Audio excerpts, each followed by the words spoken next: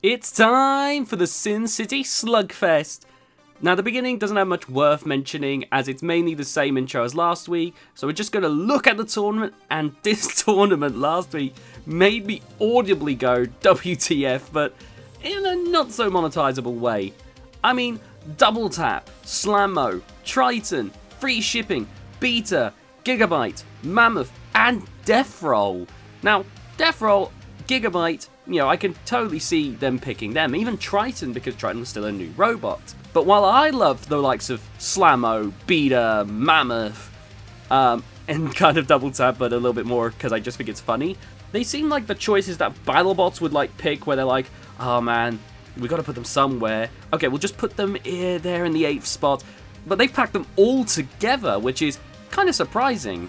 But the Battlebots reboot is 8 years old now, so I assumed that there was some method to this madness, so I was certainly intrigued to see how it would go. Now in the first fight it was Triton versus Gigabyte, which seemed like a crazy fight. On one hand, Triton is designed to hit as hard as possible, like they are going the tombstone route with that 80-pound bar, the limits that you can have in Battlebots now. But Gigabyte, in my opinion, is absolutely capable of enduring horizontal spinner blows. The only reason the tombstone fight ended as iconically as it did was due to a defective part, as the shell was otherwise looking good until then, so I already knew that they could likely absorb the blows from Triton. Triton comes out with their 80-pound bar, and I was certainly hoping to see it prove my doubts wrong, as I think the team formerly behind Deep Six absolutely could bring a major hitter to the battle box. They just needed to figure out how they were going to go about it, seeing as they unintentionally caused a rule change with how destructive Deep Six actually was. Gigabyte, meanwhile, looked a little bit banged up from World Championship 7, but that wedge-like design still made me think that they would endure. It's a classic design that, as long as it isn't flipped over, is fairly reliable. Now the fight begins, and both robots get up to speed, though Gigabyte did have an issue as they ran into the wall. Still, they soon get up to speed anyway, and start making some clashes in the box, with one mighty shot sending Triton up into the air, with Gigabyte ramming into them. Triton recovers, but Gigabyte keeps on them, dealing more damage and ramming into them repeatedly. Triton, however, keeps going, though they soon sound like an old film projector, as the guard for the belt seems to have deformed and is grazing the bar. Still, it doesn't seem to be slowing them down, and it's only when Gigabyte starts hitting that flimsy body at the back that this went from bad to catastrophic for Triton. With that, Triton was out for the count, giving the fight to Gigabyte. Now I gotta say, this is a very good showing for Gigabyte. That design has been refined for years, and while being driven by new people, they are definitely getting used to the design, and are starting to harness it to its potential here. This is why I say that this full body spinner is the best shell spinner out there. Triton, meanwhile, is an ambitious design, and I'm definitely curious to see the new version the team enter into World Championship 8. I swear I remember them mentioning that in the Manta vs Triton Proving Ground fight. I'm pretty sure they mentioned that that they were just using version 1 Triton just so that they could get some notes on how to improve version 2 Triton, which they were working on. And I'm curious to see the improvements that they have as they work on the next version, because I think Triton has the potential to be a really heavy-hitting horizontal spinner, but there's clearly a bunch of issues that they need to figure out, especially with the armor. But still, I'm hoping the best for them, because I'd love to see this team get to that damage-dealing capability that they were doing in the past. And another thing to note as well is, of course, when it comes to a horizontal spinner which is going for the all-weapon approach, we gotta remember that Tombstone didn't just magically spawn that way, despite how it may appear on TV. Ray got a lot of practice in with Tombstone in the super heavyweights and Last Rites in the heavyweights for years before Tombstone would be designed for Battlebots. So it might take a bit of time, but there is a chance that we could see try and come back in a major way in World Championship 8. Anyway, on to the next fight between Beta and Double Tap. And oh man, I think Double Tap is a fun design, but Beta has endured some of the most powerful horizontal spinners in the sport. That wedge at the front might be one of the hardiest I've ever seen. Double Tap, I could just tell, didn't stand a chance. Beta of course had their classic wedge that can endure anything Double Tap has to offer, while Double Tap is going for their long bar rather than their flail spinner, likely to try and do as much damage as possible. Now the battle begins and Beta rushes over, while Double Tap spins up real slow, tries to get away and ends up hitting a wall, stopping the spinner dead in its tracks as Beta comes in with several hammer shots. Still, Double Tap manages to get a decent shot in and then, with the space, get up to speed, but it means nothing as Beta easily deflects the spinner blow and goes in for a nasty hammer shot. They miss, but they soon go in for more. Soon, Beta rams Double Tap into the wall hard enough to cause them to tip over. With no way to move or self-right, Double Tap is done. Still, Beta goes in for a few hits on that extremely vulnerable underside. Based on the lack of controversial reaction, I'm going to assume that the Double Tap team were down for this because, man, those shots looked brutal. Now, it's not an especially exciting fight, but Beta was absolutely dominant here, as expected. It gives me vibes of like when Beta fought Rusty, for instance, where it's not maybe the pinnacle of robot combat, but I gotta say, as a person who loves hammer robots, sometimes it's just fun for me to watch a hammer robot just go crazy on an opponent. Next up was Death Roll versus Slammo, and oh, Slammo. Look, Team Danby is a team I'd love to see win and do well, but given Slammo has already moved on to a new design that they're showing off at Proving Grounds, I admittedly have little hope going into this. Not to mention that Death Roll is an exceptionally powerful spinner. It just seems like a surefire win for Death Roll. Saying that, I do enjoy Death Roll as well. They were easily the favourite of this entire slugfest going into this for me. Now there's nothing to note here with the designs, as both are ready to go with their typical design that they've been using throughout World Championship 7. The battle begins with Death Roll quickly getting up to speed, going over, Slammo isn't moving, and landing one major shot on Slammo. Slammo then stuck, gets smacked again by Death Roll. Unfortunately, those wedges go a little too far down, as Slammo can end up beached on them from the looks of things, meaning that Slammo is out. I mean, the drive seemed to give up anyway, and Death Roll would see themselves through to the next round. And while I'm happy to see Death Roll win, I am sad to see Slammo lose so badly. I really hope Team Danby get a chance at redemption with World Championship 8. They have a new version of Slammo that looks promising, and they're even bringing back Apex. Which I don't know about you, but I'm going to be checking out Battlebots Proving Ground to see how these new versions of these classic Danby machines end up working. But I can't help but feel bad for the team. They have some incredible ideas, but it just never seems to work out once the buzzer sounds. Thankfully, they have kept up their humour despite everything. They're an ambitious team, and much like when it comes to Kraken and other similar robots, I'll root for them to reach that potential that I feel is still locked away. They've had a rough time of it, but I just love seeing them each and every time. And then the last match of round 1 was between Mammoth and Freeshipping! And this is a crazy matchup. On one hand, we have Mammoth, the gigantic rotary lifter, which won my heart when I first saw it, and of course, Freeshipping, who even in this form, which I consider my least favourite due to the absence of the forklift, it's still Freeshipping. I can't hate the robot too much. I definitely thought Freeshipping would have this fight from the get-go, but I thought at the very least it was going to be tough to take Mammoth out, given the smaller weapon on Freeshipping. But it did still pack a little punch, so I couldn't say for certain. But I knew that Freeshipping was a little too small and a little too boxy for Mammoth to really get much to grab onto. And Freeshipping has a slushy machine! Apparently. Now, you can't fool me, Gary. That slushy machine is completely liquid. There is zero slush in that thing. That's the biggest controversy. Jot that one down on the wiki. That is not... That slushy machine, that shit melted. For real, Mammoth looks as always, while Freeshipping has its vaguely forklift-styled wedgelets, allowing to essentially act like a reach spinner while still getting under opponents. I don't know if what I'm saying makes sense. It's a unique approach that really I could only ever expect from the Freeshipping team. Now the match begins, and both robots race with it becoming a game of cat and mouse. and Mammoth chasing Freeshipping, who is just trying to get around to get a good position.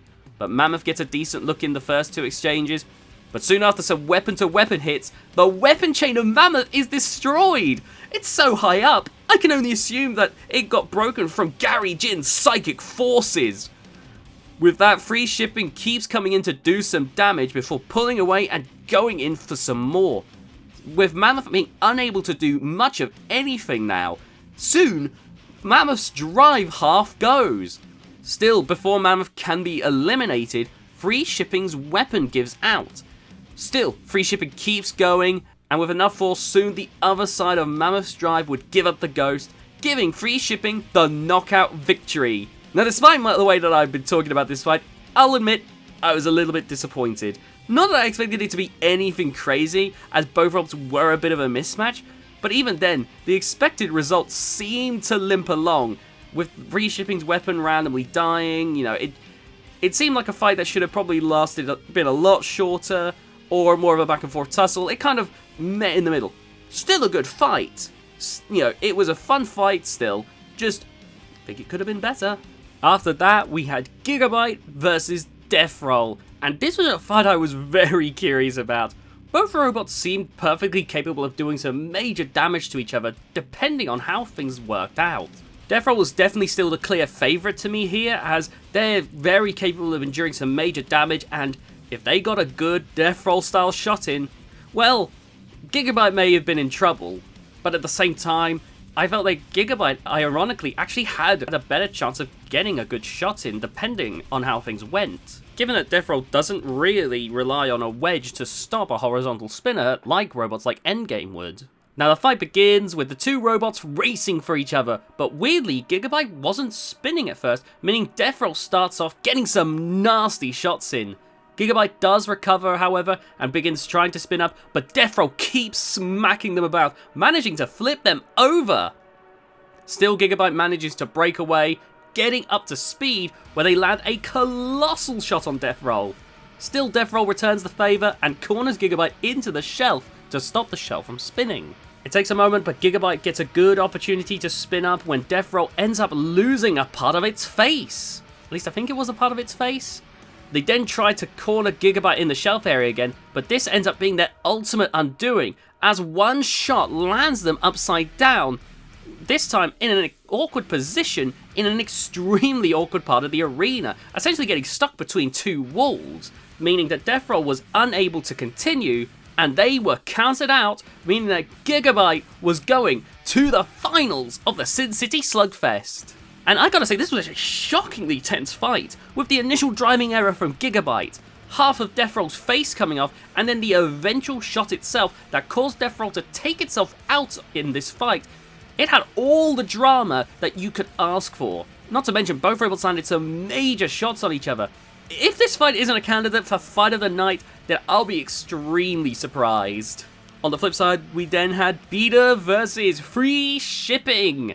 And I gotta tell you, right away, I was hyped for this. This is 2 robot combat legends going at it. This had the potential to be a legendary clash. On top of that, the boat is no more. Beta was using its classic wedge in this fight, thank goodness. On top of that, they mentioned Original Sin by name. Now, I want to make it clear, I'm not saying it was actually me constantly banging it on about it that caused them to finally bring up Original Sin, but I can't help but picture Greg and Trey just hearing me mention that Wedgebot for the 5,000th time and going, oh my god, just shut up already. Fine, we'll mention Original Sin. Man, with Beta using its wedge and then mentioning Original Sin to explain to casual fans why Gary Jin is such a legend, as well as a brief look at John Reed's experience as well, because John Reed's been doing this for such a long time now, similar to Donald Hudson. It just feels like everything I've been asking for ages to do with these teams. Beta also has the Skinny Hammer to help them if they take vertical spinner damage, much like in the Kraken fight. So I was ready for a colossal collision between 2 legendary battles. I was expecting an ultimate driving match. Now the fight begins and Beta rushes over, but then hesitates, which creates an interesting chasing game as Beta, after being caught by Original Sin, does fire its hammer, smacking the robot. Original Sin then rammed Beta into the screws, tipping Beta over, where Beta stops dead. Now, it seems like the motor that helps retract the hammer died, or the hammer being that Finn causes them issues with self-righting. I'm not too sure, but Beta cannot self-right, and with that, the fight comes to an end, and this potentially legendary fight for me ends here with Freeshipping going to the final to face Gigabyte. That was... I gotta say, that might be the most disappointed I've been with a fight. Like, I know some people are gonna be like, how could you be disappointed with this fight? It's Beta versus Freeshipping. But that's the thing. It's Beta versus Freeshipping. These are two legendary teams. I was expecting a great tussle. And unfortunately, we did not get that this time. Still, they're both teams that I absolutely adore, and I hope to see them both return for World Championship 8. While this fight was underwhelming, they are so much fun to watch 9 times out of 10, so I'm definitely eager to see them for World Championship 8. I'm praying we see them at World Championship 8, because that would be excellent. Anyway, it's time for the final fight! The qualifier for the Golden Bolt tournament. Freeshipping versus Gigabyte. Now, I was definitely curious to see how this would go, as my mind went back to the first time Freeshipping and Gigabyte fought, where Freeshipping got the big W, and also to Original Sin versus Megabyte, where Original Sin absolutely suffocated Megabyte. So I knew right away that Freeshipping had the advantage generally, because that robot was just typically capable of dealing with Gigabyte. But at the same time, the Gigabyte team have massively improved. So this was not just a case of trying to win to get into the tournament for the Gigabyte team, it was a chance for the team to show just how much they've improved in a single season. Either way, I was intrigued because we were going to get an extremely interesting challenger joining the Golden Bolt tournament. Now the battle begins with Gary letting Gigabyte spin up before rushing over, and in a split second, they're all across the battle box, flipping Gigabyte over. Gigabyte, once itself rights, begins spinning again, and when Freeshipping rushes over, they miss, meaning Gigabyte does get a little shot in the process. But Freeshipping is undeterred as they get their flamethrower going and go for another almighty ram, catapulting Gigabyte across the arena like a pinball. With that, Gigabyte loses its self-righting pole and is back in Beyblade form. Freeshipping goes and pushes the upside down Gigabyte under the pulverizer, letting Gigabyte get pummeled into submission. With that, Gigabyte is counted out, meaning Freeshipping is going to the Golden Bolt tournament. Now this fight was short but sweet. I do feel bad for Gigabyte going out that quickly, but that ram was also a spectacular way of being taken out. Freeshipping is awesome. Like I don't think it's going to win the Golden Bolt, but I think if there was ever going to be a chance for Freeshipping to really get to show off that it's not just a fun robot, but can actually put on a pretty decent fight, on top of the fun losing performances he's had in the past, I'd say this was a pretty good showing for it this episode. And speaking of, I'm overall of two minds of this episode. On one hand, this episode was definitely the weakest so far. In terms of overall match quality, this has to be the weakest Sin City Slugfest this season. Beta giving up being a prime example. You know, the likes of Double Tap just not being much of a challenge. If you have no love for some of the bots in this, then a lot of these fights might not do a whole lot of convincing for you. Saying that there are some pretty good fights in this one, such as Freeshipping versus Gigabyte, Gigabyte versus Death Roll, and Beta, apart from that last fight, was still the brilliant hammerbot that I expect. But Gigabyte and Freeshipping really kicked things up a notch this episode. Taking out Death Roll was not going to be easy in any way, and yet this new set of drivers and builds for Gigabyte proved that they might be able to give Gigabyte a new lease on life. And of course, Gary and the Freeshipping team, with their incredible driving, have always been entertaining, able to drive the robot beautifully, even back when the robot had a full-blown forklift. So now that it does have this more competitive form, it's exciting to see them get some shine here in Battlebots, joining the Golden Bolt tournament. So, while the weakest episode, there were a few things that I did like about it. I can't recommend this one as highly as the other ones, but if you do like some of the robots that have been in this episode, you might want to check it out because it may give you some nice surprises. Anyway, I hope you enjoyed this review of Battlebots Champions 2 Episode 3. If you did enjoy, please be sure to leave a like on this video, subscribe if you haven't already, and be sure to hit that notification bell to be notified of future videos on the channel. And if you become a member, you'll get access to custom emotes as well as members-only videos. I'm going to be doing a whole week starting Monday of a members-only video every single day. If you could also share this video around to get more eyes on the channel, that'd be super appreciated as well. And if you want to comment down below what you thought of this episode, I'd love to hear it. Maybe you enjoyed this episode more than I did. Because while I thought there was some good sprinklings in it, like I said, it's definitely one of the weaker episodes in my opinion. But maybe you thought it was brilliant. I'd love to hear what you think. Anyway, I hope to see you all next time. Bye guys!